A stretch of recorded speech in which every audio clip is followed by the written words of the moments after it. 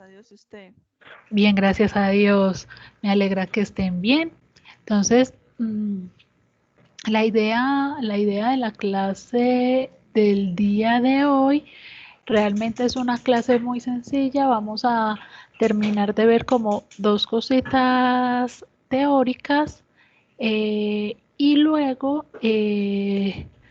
pues ahí les voy a dejar como, pues en las diapositivas les doy tiempo para que anoten como dos ejercicios, ¿cierto? Dos ejercicios en relación con ensayos clínicos y luego de que yo termine como la teoría que como les digo es muy corta, voy a dejar de generar la grabación, voy a apagar la cámara y voy a apagar el micrófono. Sin embargo, quedo conectada con los audífonos porque la idea es que luego pues que terminemos, que yo creo que me gastaré media horita en lo que falta porque es muy cortico.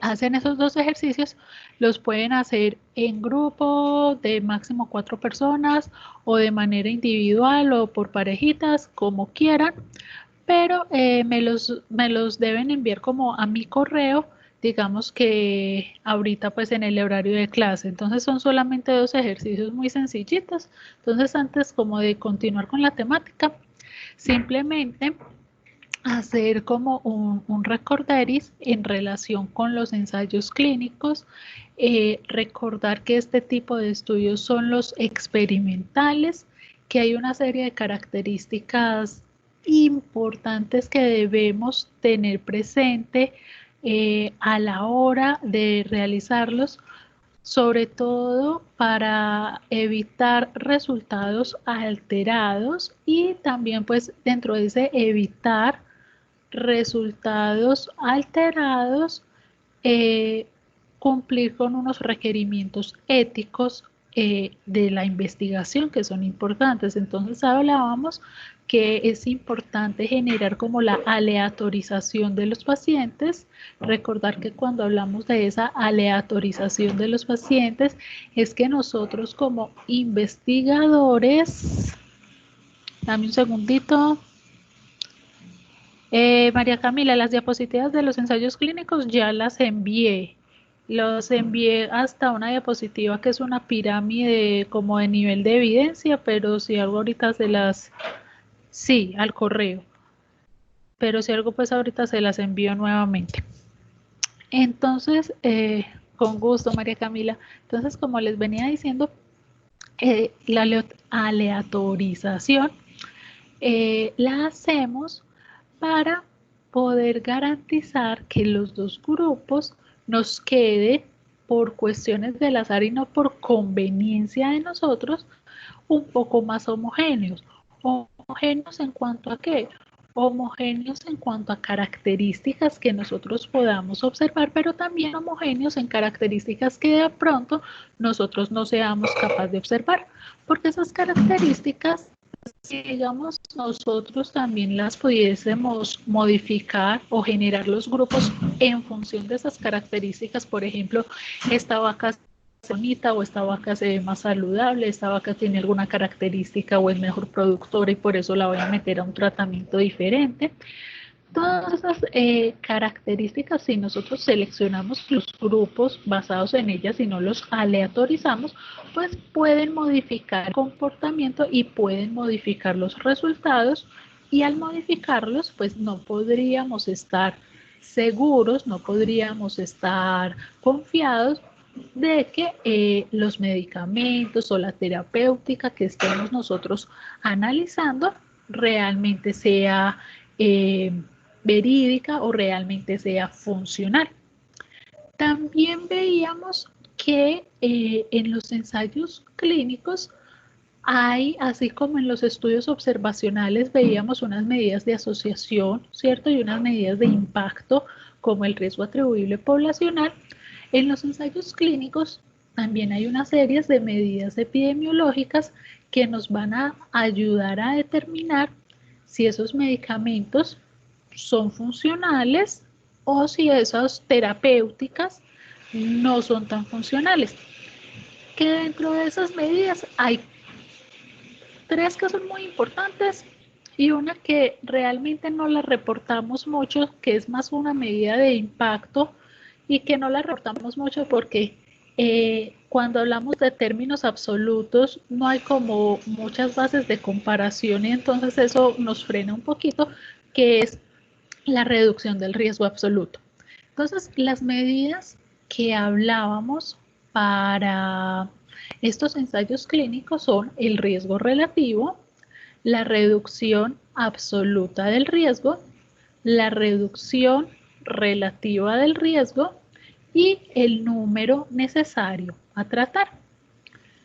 Donde veíamos que cuando hablábamos del riesgo relativo, yo les decía, lo vamos a obtener, como ya sabemos, de la misma manera, incidencia o resultados en ambos grupos sobre la cantidad de individuos que pertenecieron a cada uno de los grupos, sacamos cada una de esas incidencias y luego hacemos la división de esos dos resultados. Entonces el riesgo relativo lo vamos a obtener de la misma manera como que si estuviéramos trabajando un estudio de cohorte. En la fórmula matemática no hay ninguna alteración.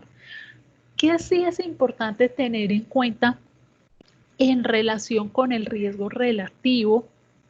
Que es una diferencia un poco más conceptual cuando hablamos de riesgo relativo en ensayos clínicos y riesgo relativo en estudios de cohorte. Cuando hacemos el riesgo relativo, y voy a poner la diapositiva del ejemplo que hicimos la clase pasada de estos efectos adversos, cuando nosotros estamos analizando el riesgo relativo en ensayos clínicos, hay una condición que a nosotros nos interesa. Dame un segundito, por favor, qué pena. ¿Cuál es esa condición que a nosotros nos puede llegar a interesar como investigadores? Es que esos medicamentos estén o se asocien con una reducción, bien sea de la mortalidad o con una reducción de la presentación de los signos y los síntomas de una patología o con una reducción de efectos adversos, ¿cierto? Entonces, miren que los ensayos clínicos van enfocados como a mejoras. ¿Por qué les hago esta aclaración? Y me voy a ir a la diapositiva para que recordemos lo del riesgo relativo. Recuerden que el riesgo relativo es 1, no hay asociación.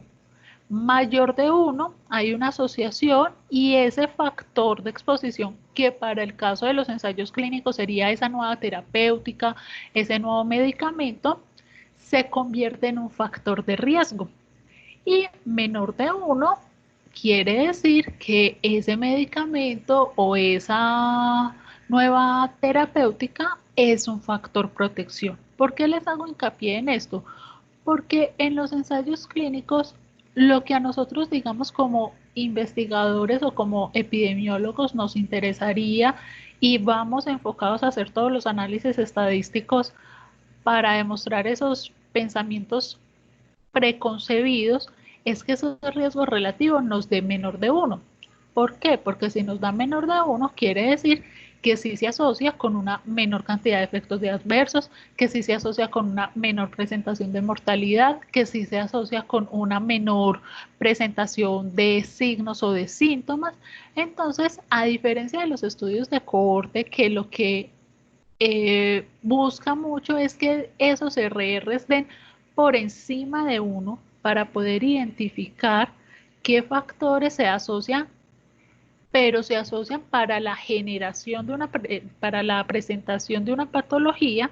Acá el riesgo relativo, lo que quisiéramos es que nos dé menor de 1 para poder demostrar que esas intervenciones se asocian con una disminución de esos eventos adversos o una disminución de esa patología o una disminución de la mortalidad. Entonces, eso es importante que lo tengamos muy presente, que es como un poquito conceptual lo que buscamos con ambos riesgos relativos en los estudios de cohorte o en los estudios experimentales, aunque la fórmula sea exactamente la misma.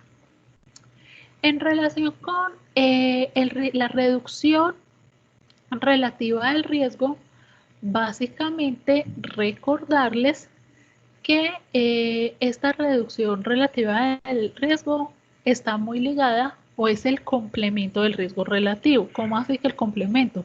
Recordarles que la fórmula matemática simplemente es una resta. 1 menos lo que nos haya dado el riesgo relativo y eso va a ser la reducción relativa al riesgo. Esta realmente, como les decía en la clase pasada, es como la medida también muy reportada en cuanto a estos estudios y tiene, digamos, una implicación que esto a lo mejor no lo mencioné en la clase pasada, pero es importante, que ayer lo hablaba con los chicos de epidemiología de los martes. Cuando en los ensayos clínicos, aunque a nosotros nos interese preconcebidamente que ese riesgo relativo nos dé menor de 1 para poder demostrar que sí es un factor de protección, a veces resulta que no. A veces esas nuevas terapéuticas que nosotros estamos investigando resulta que no disminuyen la mortalidad, que no disminuyen la presentación de síntomas, sino que por el contrario la pueden incrementar y ser unos factores. Dame un segundito que estoy acá leyendo. ¿Me podría repetirlo si es menor o igual? ¿Qué significa? Es que se me corta. Listo.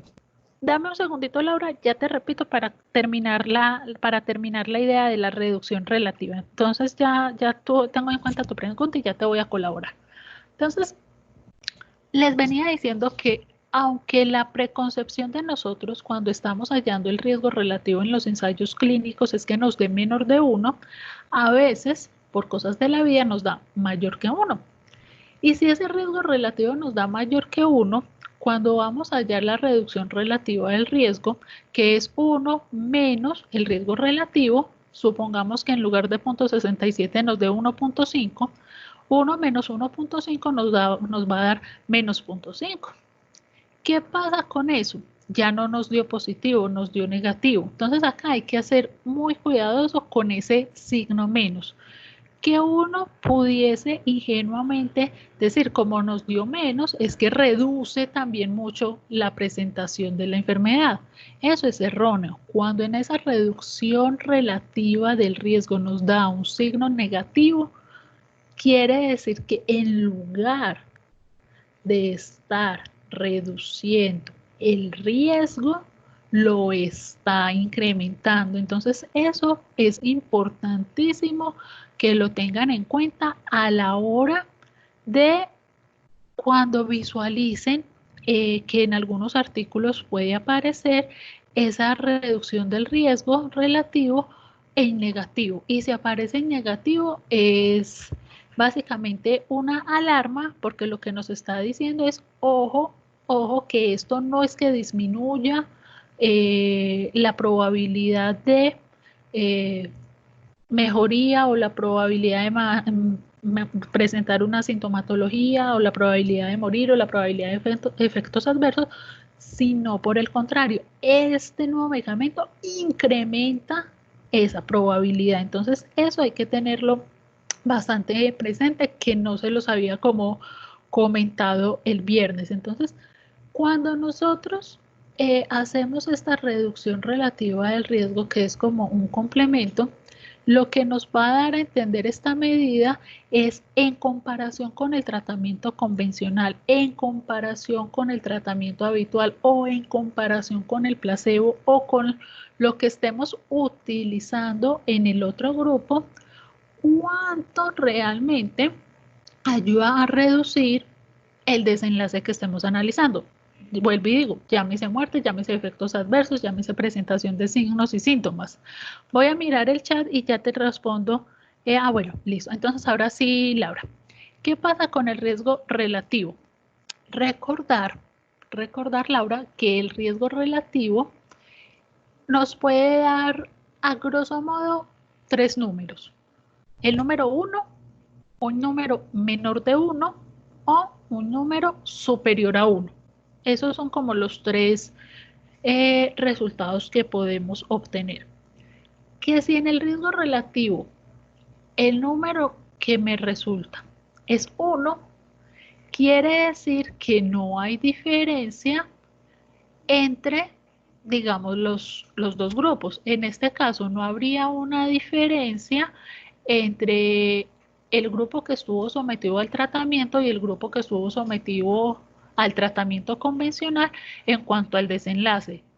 Otra forma de decirlo, el tratamiento nuevo o el medicamento nuevo ni mejora ni empeora el desenlace que estemos analizando.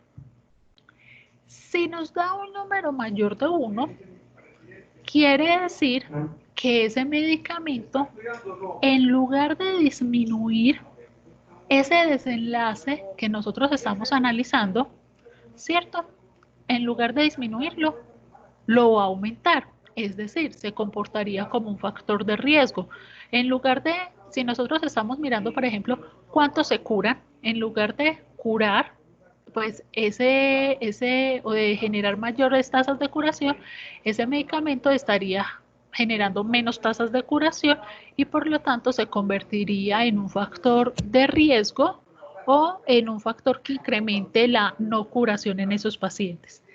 Y si ese resultado nos da menor de 1, lo que quiere decir es que ese medicamento pues está generando menos desenlaces fatales o está generando menos presentación de síntomas o está generando menos efectos adversos. Por lo tanto, ese medicamento está asociado con una disminución y se podría, digamos, ahí inducir que es efectivo.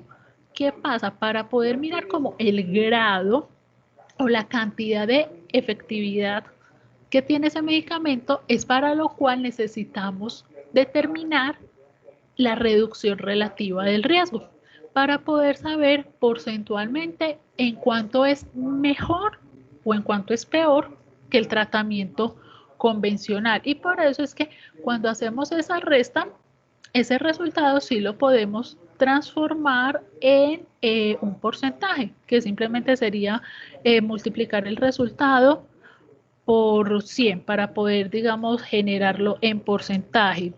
Laura, ¿te queda claro? Sí, profe, gracias. Pero Con tengo mucho otra gusto. pregunta. La Dímelo. reducción relativa del riesgo, cuando da mayor a 1, pues tendría que decir que se está aumentando perdón, que en lugar de estar reduciendo el riesgo, lo está disminuyendo. Lo que pasa es que cuando en la reducción relativa del riesgo no te va a dar mayor que 1, te puede dar un número menor que 1 o te va a dar un número negativo. Si te da un número negativo, ahí es cuando decimos que en lugar de disminuir y lo podemos transformar como en un porcentaje, te va a incrementar el riesgo en el número que te dé. Si te da un número positivo pero menor a 1, ahí es cuando decimos voy a poner la diapositiva del ejercicio que habíamos hecho la clase pasada. Por ejemplo, acá la reducción relativa del riesgo que nos había dado 50, eh, haciendo la resta de 1 menos el riesgo relativo, podríamos decir que ese medicamento ahí sí reduce en un 50% los efectos adversos para el caso del ejercicio en relación con el placebo. ¿Qué pasa? Y ahí me disculpan, pero es que estaba con la calculadora. Supongamos que, vamos a suponer, que en lugar de 0.5, lo estoy cambiando acá, en lugar de 0.5, ese riesgo relativo nos hubiera dado 1.5 en lugar de 0.5. Al hacer esta resta, eso nos da nos da 0.5 también, nos da 0.5, pero nos da 0.5 negativo. Es decir, nos daría menos 50%. Menos 50%. Cuando ese número nos da negativo y lo transformamos a, digamos, a porcentaje, lo cambiamos a porcentaje, eso nos va a dar, digamos, una connotación negativa. Es decir, en lugar de decir que el tratamiento reduce en un 50% la aparición de los efectos adversos en comparación con el grupo control o con el grupo del medicamento habitual, tendríamos que decir que el tratamiento incrementa en un 50% la aparición de esos efectos adversos o de esa mortalidad o bueno, o del desenlace que estemos como analizando. Entonces, eso es lo que hay que tener en cuenta, que a veces nos puede dar es un número negativo y cuando nos da negativo no me lo está disminuyendo, por el contrario, me lo está aumentando. Entonces, a veces es un poco confuso, pero hay que tenerlo ahí como presente. Listo, profe. Entonces, los únicos resultados que me pueden dar es un número negativo o un número menor a 1. Exactamente, esos son los resultados que a uno le dan. Si es menor a 1, pues sería que estaría aumentando. O no, también estaría disminuyendo. Si es menor a 1, pero positivo, por ejemplo, por ejemplo, acá en la diapositiva con el ejemplo que habíamos hecho en la clase pasada, 0.5, que realmente es lo que da. Mira que hay 1 menos 0.5, pues nos da 0.5, nos da 50. Ese 50% es lo que realmente reduce de efectos adversos ese medicamento en comparación con el grupo placebo, ¿cierto? Entonces, cuando nos dé un número 0.9, 0.3, 0.8, el número que sea menor de 1, pero superior a 0, eso es lo que reduce o la cantidad de probabilidad de aparición del desenlace que esa nueva terapéutica va a tener, contrastándolo con el grupo que tiene el tratamiento convencional. Profe, ya, muchísimas gracias. Con mucho gusto. Déjame que por aquí creo que otra. Ah, no. Listo. Recordar entonces que la otra medida que en la clínica es bien importante, es bien importante, es el número necesario a tratar. Y ese número necesario a tratar es la cantidad de pacientes que nosotros les debemos de suministrar ese medicamento para poder lograr visualizar clínicamente una mejoría o una reducción en la presentación de síntomas o para poder visualizar como el desenlace que nosotros estábamos buscando.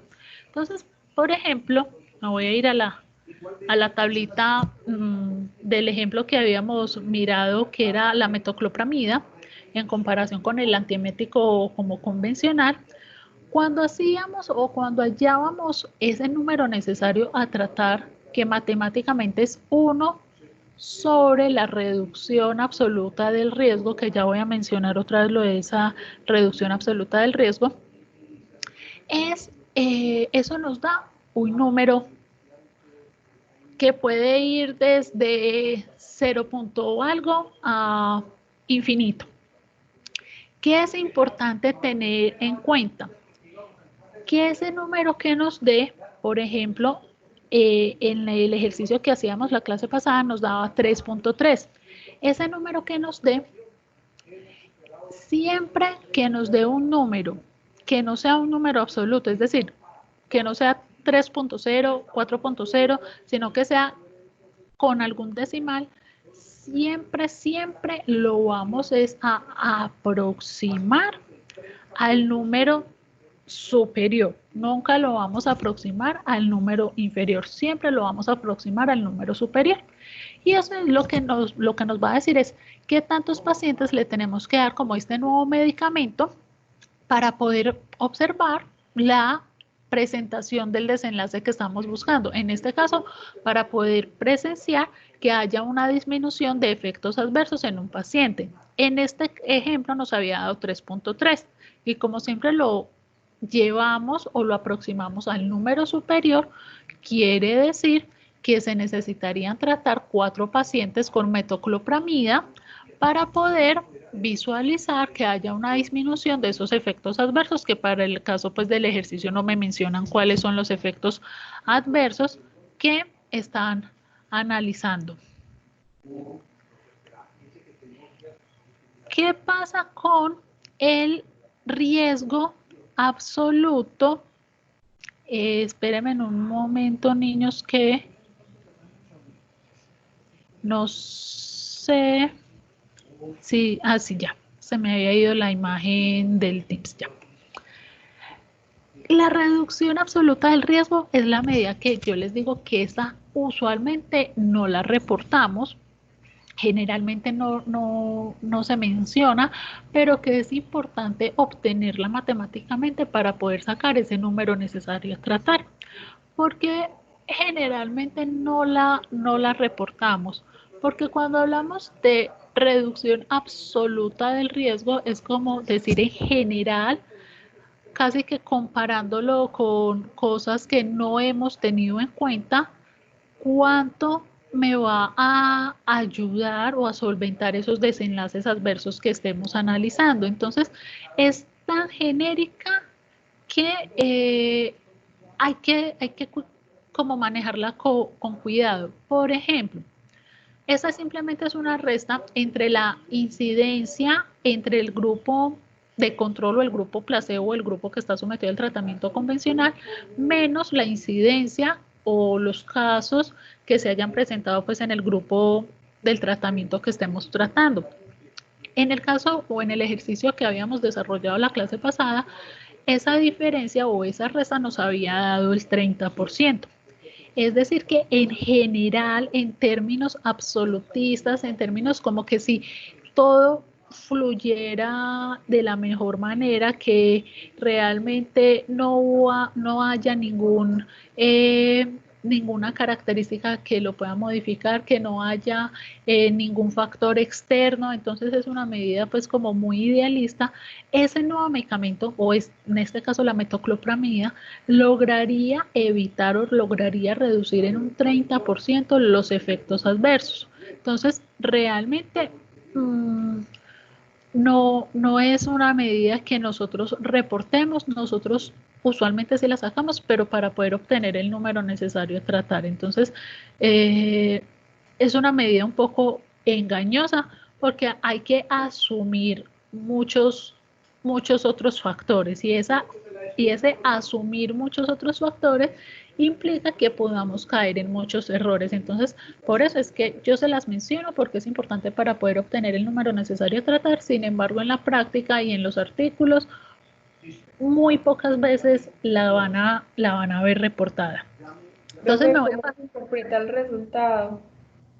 El resultado de la reducción absoluta del riesgo se interpretaría como la cantidad general de eventos o del desenlace que estemos analizando que logra evitar. ¿Cómo así? Estamos analizando sobre, por ejemplo, mortalidad.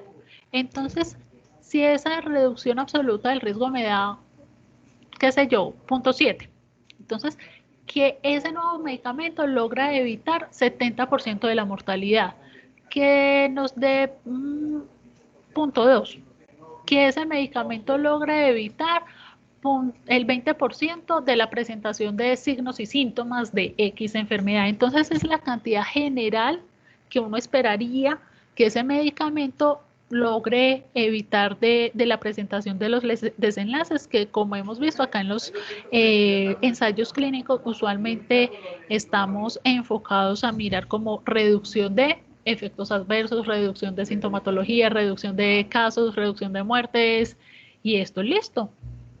Gracias, profe. ¿Y me puede repetir la fórmula, porfa?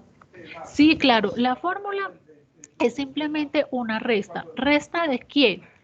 Del resultado de la incidencia del grupo que esté en el tratamiento convencional o en el tratamiento control o en el tratamiento placebo, menos el resultado de la incidencia que nos haya dado en el grupo del tratamiento nuevo o del medicamento que nosotros estemos analizando. Gracias. Con mucho gusto. Estas dos diapositivas me las voy a saltar, que son como los dos ejercicios que ya se las voy a poner para que los hagamos. Aquí voy a ampliar un poquito la imagen y por eso les decía, ya les voy a poner como los ejercicios que son pues muy sencillitos, pero no quería dejar pasar como recordar este otro tipo de estudio que ya lo vimos, ya sabemos a qué hace relación, pero no olvidarlo porque realmente es bastante utilizado, por lo menos todos los días estamos también tratando de generar nuevas pruebas diagnósticas más económicas para que tengan una mayor sensibilidad o una mayor capacidad de detectar casos enfermos o verdaderos enfermos, que tengan la capacidad de discernir o de discriminar cuando un animal, aunque tenga una sintomatología, no esté enfermo, es decir, que tengan una adecuada especificidad. Entonces, los estudios de evaluación diagnóstica son aquellos pues que están diseñados, como lo veíamos, en pruebas diagnósticas para poder establecer qué nuevas herramientas o qué nuevas estrategias nos pueden permitir mejorar la detección de enfermedades en nuestras poblaciones animales. Recordarles que en estos estudios de evaluación diagnóstica lo que hacemos usualmente es contrastar o comparar los resultados de la prueba que nosotros estamos o que nosotros queremos implementar versus los resultados de la prueba Gold estándar o el patrón de oro, que es hasta el momento la prueba que mejores capacidades tiene, que mejor sensibilidad y mejor especificidad tiene. Entonces, lo que hacemos es hacer ese contraste para poder mirar si se pueden mejorar esas pruebas, si se pueden generar nuevas pruebas de oros o nuevas Gold estándar, para poder mejorar cada vez más como el estatus sanitario, basándonos en poder identificar adecuadamente los animales enfermos de los animales sanos. Entonces, como que no olvidar, y por eso, si bien este tema ya lo habíamos visto, pues como recordarlo acá. Y esta diapositiva es otro tipo de estudio. Bueno, acá realmente les voy a mencionar dos tipos de estudio. Uno que se llama la revisión sistemática y otro que se llama metaanálisis. Esta diapositiva yo siempre la trato de ligar mucho con metodología de la investigación. Recuerden que epidemiología, metodología de la investigación y estadística, esos son tres hermanitas, cada una con sus gustos, pero que van juntas para todos lados. Entonces, ¿qué es una revisión sistemática y por qué en epidemiología le damos tanta importancia? Aquí hay dos cosas que a veces se nos confunden, y una es revisión de literatura y otro es revisión sistemática. Las revisiones de literatura no son malas per se, es decir, sirven, pero la revisión de literatura lo que hace es buscar una serie como de artículos y resumirlos y generar a veces como una colcha de retazos donde empiezan a decir fulanito dijo esto, fulanito dijo este, peranito dijo esto otro, y dan como una síntesis de lo que varias personas han dicho. Una revisión sistemática es un poco más compleja que hacer simplemente una colcha de retazos con muchos artículos. Una revisión sistemática lo que hace realmente es analizar los demás estudios epidemiológicos que habíamos visto. Es decir, en una revisión sistemática yo voy a revisar, por ejemplo, si esos estudios de cohorte estuvieron bien hechos o no estuvieron bien hechos. Si esos casos y controles estuvieron bien hechos o no estuvieron bien hechos. Si esos ensayos clínicos estuvieron bien hechos o no estuvieron bien hechos. Aquí pasa algo, y es que aunque la revisión sistemática es compleja en su generación, porque hay que ser muy cuidadoso en la búsqueda de los artículos, en la lectura crítica de los artículos, en el análisis y en la comprensión de los resultados de los artículos, tiene una ventaja muy grande, sobre todo cuando uno quiere hacer investigación y no tiene mucho. ¿Por qué? Porque miren que aunque, por ejemplo, los estudios transversales son muy económicos, pues uno lo puede hacer en una clínica para establecer la prevalencia de una enfermedad en una institución, no necesariamente. Hola. Cuando uno quiere hacer una investigación y no tiene mucho que, se te cortó. No tiene mucho presupuesto. Gracias, profe. Con gusto.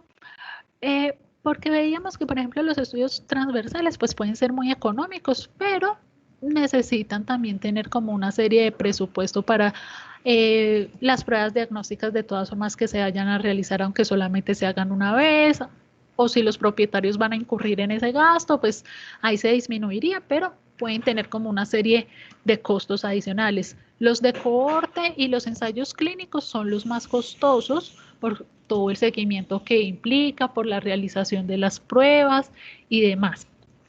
En las revisiones sistemáticas, a diferencia de esos estudios, aquí nuestra población va a cambiar. Miren que en los estudios transversales o en los estudios de cohorte, casos y controles, ensayos clínicos, la población era pacientes, vacas, perros, gatos, humanos, lo que sea, pero eran pacientes. Generábamos análisis en esas poblaciones. Acá nuestra población ya no van a ser pacientes. La población que nosotros acabamos de analizar son artículos. Entonces, cuando nosotros hacemos ese cambio poblacional, nosotros lo que tenemos que hacer es comprender y revisar es una serie de artículos, ya no vamos a revisar a los pacientes y eso conlleva a que los costos se reduzcan mucho porque pues gracias digamos que a toda la virtualización y demás a las bases de datos, a las bibliotecas, pues la gran mayoría de los artículos son asequibles, que habrá uno que otro que no sean asequibles y que se tengan que comprar y demás, está bien, pero digamos que en comparación con los demás estudios, el costo se reduce ostensiblemente. ¿Qué pasa? Uno dice, es muy chévere, pues se me reduce mucho el costo, pero yo también les decía, no es tan sencilla, porque acá tenemos que ser absolutamente, la revisión sistemática es fundamental porque es la que nos va a dar las claves o nos va a poder decir, sí, efectivamente, esos trabajos anteriores tenían la razón y concluyeron de manera adecuada.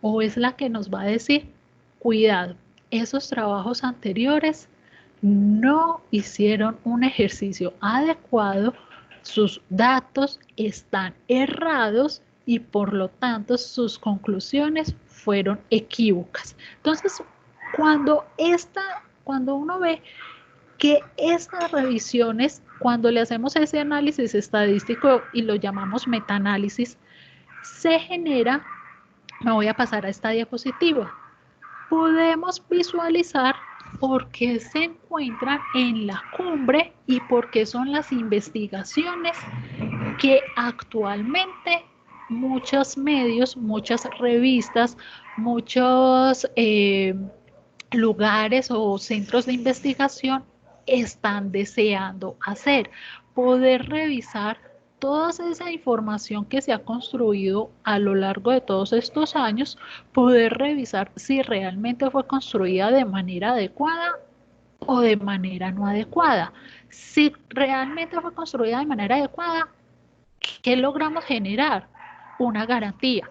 Decir, sí, sí funciona, sí, efectivamente, sí se comportan como riesgos, no, estaban equivocados y hay que volver a retomar como los estudios anteriores. Entonces, esas revisiones sistemáticas y esos metaanálisis me gustan mucho porque aunque no hay que hacer una intervención en los pacientes como tal o no hay que visualizar pacientes, es un instrumento que por lo menos en la medicina humana no, en la medicina humana son muy valiosas y son muy bien apreciadas, pero infortunadamente en medicina veterinaria todavía la gente se rehúsa a hacerlas y esto es un instrumento sobre todo para los colegas que trabajan en la parte clínica muy valioso. ¿Por qué? Los colegas, y ustedes lo habrán visto también con sus docentes y con demás profesionales que conocen, que trabajan en el área clínica, realmente poco tiempo les queda para investigar, para leer, porque el trabajo de clínica es trabajo 24 horas prácticamente.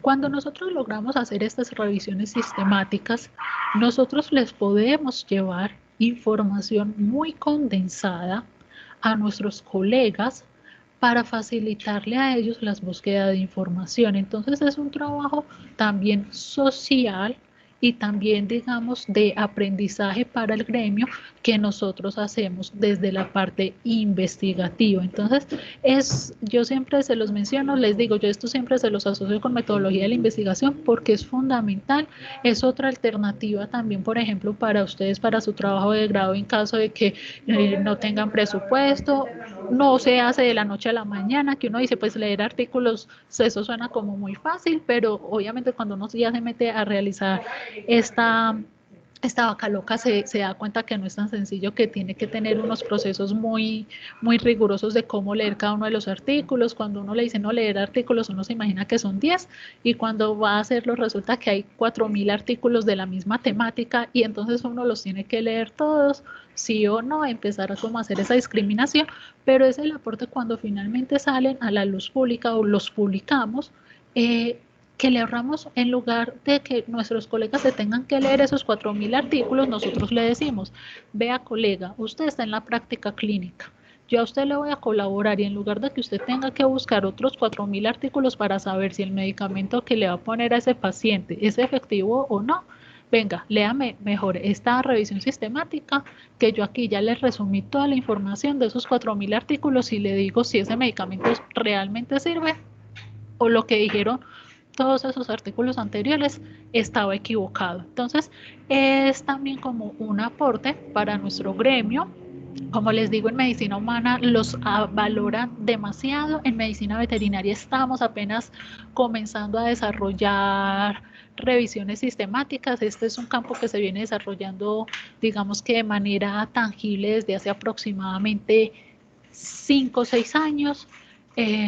Cuando uno se mete a páginas o a bases de datos buscando revisiones sistemáticas, hay que ser muy cuidadosos porque a veces lo que le aparecen son revisiones de literatura y son los retazos que yo les hablaba ahorita, pero uno se da cuenta que no tuvieron realmente como unos criterios para saber qué estudios podían ser parte de ese estudio o no tuvieron en cuenta como si o mezclaron estudios de intervención con estudios observacionales, cosa que digamos no es lo más prudente realizar. Entonces, como tener todas esas pautas claras. Entonces, estas revisiones sistemáticas y los metaanálisis es cuando le hacemos unas pruebas estadísticas sencillas realmente, son el tope de la evidencia científica y es a lo que nosotros quisiéramos llegar. ¿Por qué es a lo que nosotros quisiéramos llegar? Porque es lo que mejor desempeño o mejor manera o más credibilidad va a tener. Miren que lo que menos credibilidad tiene es la opinión de un experto y con esto, ojo, no estoy demeritando la opinión del experto, pero porque es lo que en el mundo de la epidemiología y la investigación se considera que es lo de que menos credibilidad tiene. Porque el experto, por más que lleve 20 años trabajando en un área, por más conocimiento que tenga, hay algo y es un ser humano. Y como ser humano puede ser subjetivo y puede tener preconcepciones. Entonces, dentro del nivel de evidencia es lo que menos valoramos, sin decir que no sean valiosas, o no estoy diciendo que no sea valiosa, sino que hay más estructuración en cuanto a la calidad de la información. Luego viene el reporte de caso o la serie de casos, que como lo veíamos son observacionales, pero como simplemente es lo que le pasó a una persona, a un animal o a un grupito muy limitado, pues no nos van a decir realmente cómo se comporta eso en la población general. Luego vienen los estudios transversales, que por no tener como ningún seguimiento, no nos van a decir qué tanto se puede modificar la situación. Los estudios de casos y controles, hola. ¿Alguien me iba a hablar?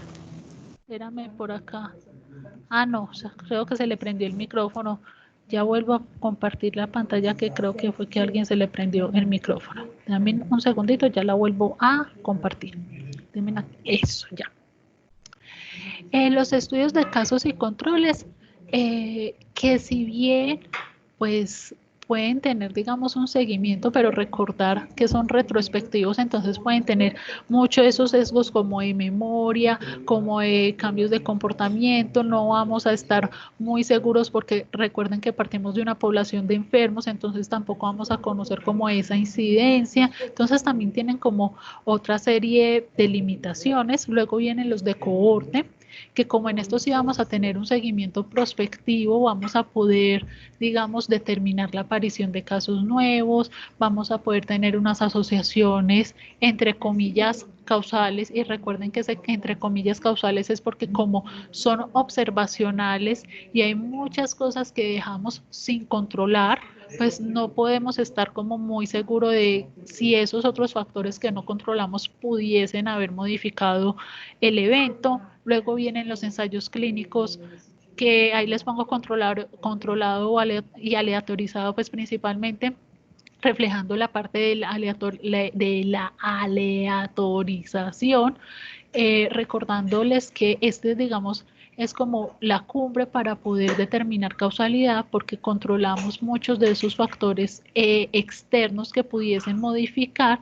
Nosotros somos los que imponemos la exposición, que generalmente son medicamentos o nuevas terapéuticas, y podemos establecer como la generación de esos desenlaces con el seguimiento riguroso que establezcamos. Entonces, luego vienen las revisiones sistemáticas y los metaanálisis, que son verificar si todos esos estudios anteriores estuvieron bien o mal hechos. Entonces, por eso se los menciono, es la cumbre de la evidencia. Si un metaanálisis, una revisión sistemática demuestra, por ejemplo, que esos ensayos clínicos, sus resultados no son adecuados, pues evidentemente esos ensayos clínicos van a caer o se van a tener que replantear, y digamos que a veces se ha llegado al caso de tener que publicar fe de ratas, es decir, que los autores salgan a rectificar que se equivocaron o que hicieron, digamos, algún procedimiento inadecuado sin culpa, porque muchas veces los procedimientos pues para el momento en que se hicieron eran otros, ¿cierto? Entonces, eso es lo que genera estos metaanálisis y estas revisiones sistemáticas, y por eso se las quería compartir para que no las pierdan de vista, porque es como a lo que en medicina veterinaria también nosotros debemos de empezar a enfocarnos para poder garantizar realmente que todos estos estudios donde nos van a decir qué factores de riesgos predisponen más a nuestros animales para enfermarse, o qué pruebas diagnósticas son más efectivas para detectar las enfermedades, o qué medicamentos son más efectivos, nosotros poder, digamos, darle un parte de seguridad a nuestros colegas y a la población en general, que realmente eso que se hizo de una manera adecuada. Denme un segundito que voy a mirar aquí algo en el chat. Listo, ¿en qué se diferencia? Que la revisión sistemática hace toda la parte, bueno, la pregunta de Laura es, ¿en qué se diferencia la revisión sistemática y el metaanálisis? La revisión sistemática es que hacemos toda la búsqueda de manera muy organizada de los artículos y resumimos y presentamos, digamos, a la comunidad un resumen de todos esos artículos basándonos en los criterios de inclusión y de exclusión, pero no les hacemos análisis estadístico.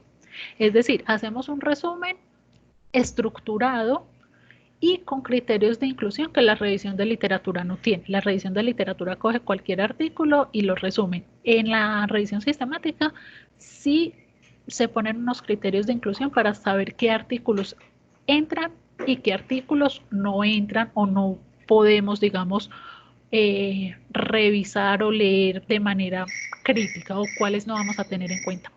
Y el metaanálisis es que es cuando ya, aparte de hacer como la contextualización, el resumen de esos artículos, aplicamos una prueba estadística para corroborar los resultados de esos estudios. Si no hacemos la prueba estadística para corroborar los resultados de los estudios, decimos que hacemos una revisión sistemática.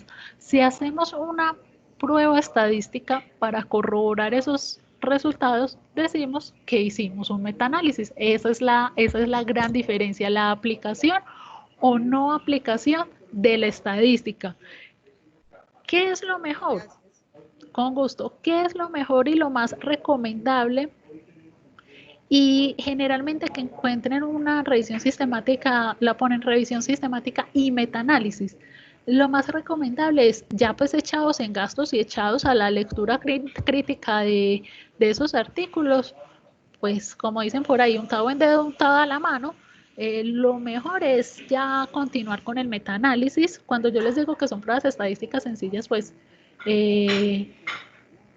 son sencillas realmente, pero, o sea, son sencillas si uno sabe la estadística.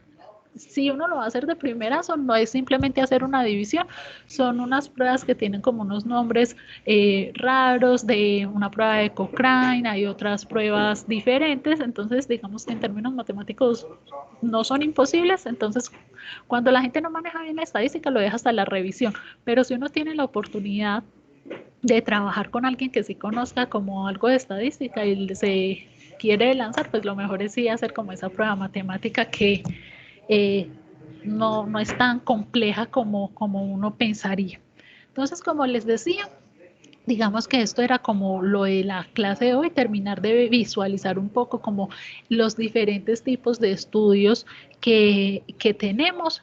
La idea es que la próxima semana miremos un poco esto de la vigilancia epidemiológica, que si bien ya lo habíamos tocado por allá muy someramente al comienzo, mirar que, y no sé si se acuerdan que ustedes al comienzo del semestre hicieron unas presentaciones de unas enfermedades y demás, por el ICA, mirar que hay realmente otra serie de enfermedades que la ley nos exige, que el ICA prioriza algunas y mirar como esas características de por qué esa priorización, mirar como un poquito cómo se hacen los procesos de notificación de las enfermedades. Entonces eso es lo que vamos a ver como un poquito la semana próxima, para que luego miremos un poquito cómo se hace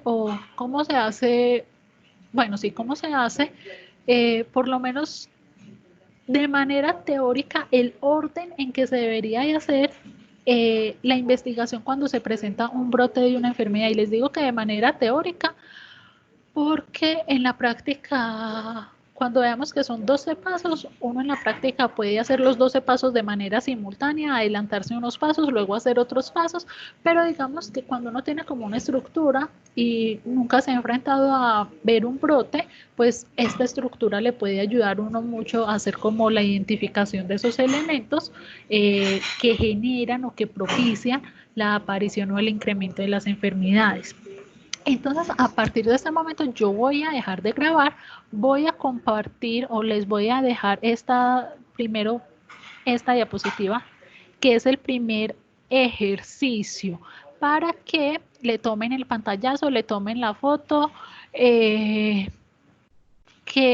para que le tomen el pantallazo o la foto, espérenme, yo lo pongo grande, para que lo realicen, lo pueden realizar de manera individual en grupitos de 2, 3 o 4, bueno, o hasta 5 personas.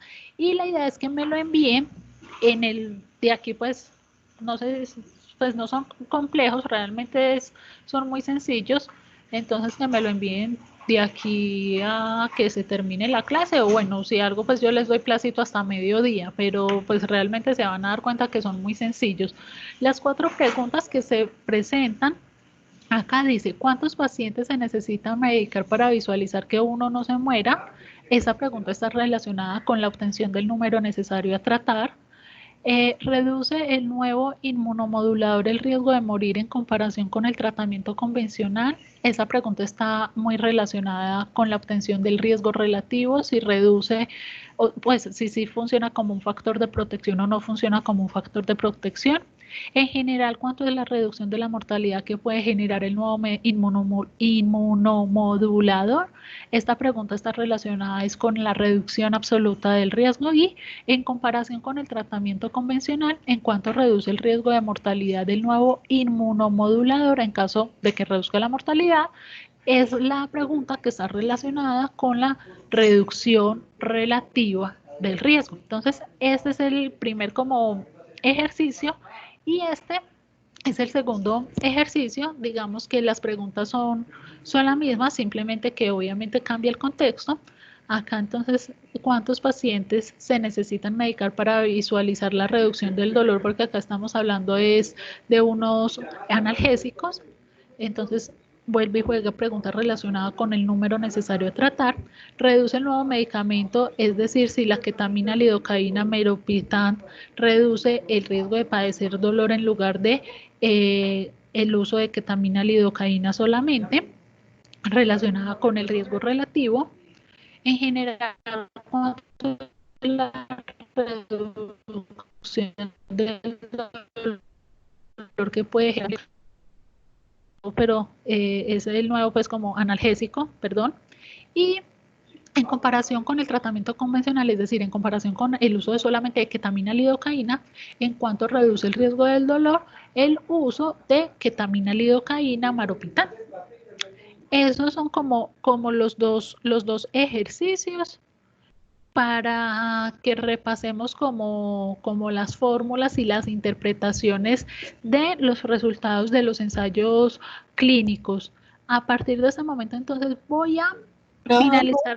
Hola. Por favor. Sí, ya te los voy a volver a poner. Entonces, espérenme, yo les vuelvo a colocar esto. Este es el primero, Espérenme, yo se los pongo grande. Como les decía ahorita, voy a dejar pues la grabación y voy a apagar el micrófono y la cámara, pero voy a seguir como conectada con los audífonos hasta las 9 de la mañana, ¿cierto? Por si tienen preguntas, yo no me voy a salir pues como del Teams ni nada, entonces me las pueden pues generar sin ningún inconveniente. Voy a pasar a la diapositiva del otro ejercicio.